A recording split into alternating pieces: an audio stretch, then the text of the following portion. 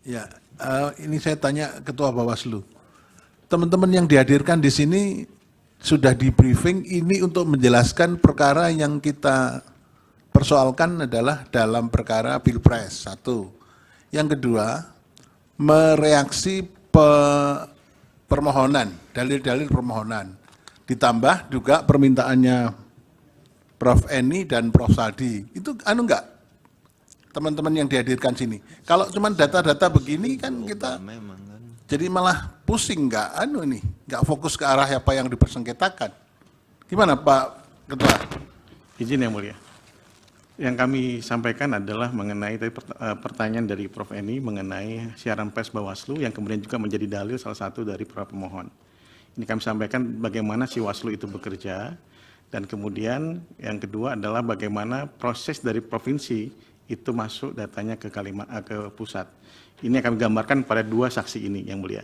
Nanti yang selanjutnya adalah saksi ketiga, keempat, dan selanjutnya mengenai kasus-kasus yang dibahas, yang didalilkan oleh para pemohon yang mulia.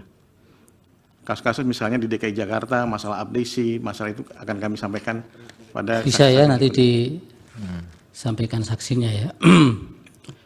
Pak Ari Dirmanto ya. Untuk Kalimantan Timur apa yang... Saudara sempat mengikuti apa yang dibocorkan oleh para pemohon ini tidak? Ya, yang mulia. Di mana yang ada keterkaitan dengan apa yang dibocorkan oleh para pemohon ini? Nah, terkait dengan apa? Pertama kami perlu jelaskan di Kalimantan Timur tidak ada laporan ya,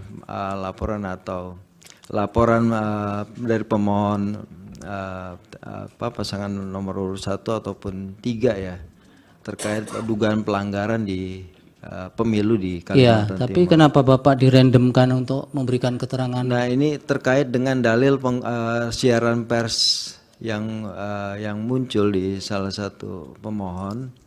Nah, kami ingin menerangkan soal peristiwa-peristiwa yang ada di siaran pers itu terjadi di Kalimantan Timur. Kalimantan Timur. Ya. Tapi tidak tentu ada kaitannya dengan apa yang dibocorkan oleh pemohon. Iya, karena memang yang mulia siaran pers itu berisi global mengenai seluruh kejadian pungut hitung baik dari Pilpres, DPD, DPR RI sampai dengan DPRD Kabupaten Kota.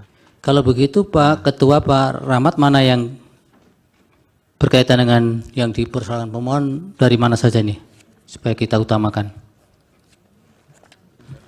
DKI. Yang DKI yang mulia, Banten, kemudian Jawa Tengah yang mulia, dan Jogja masalah TPS janggal. Download Tribun X sekarang, menghadirkan lokal menjadi Indonesia.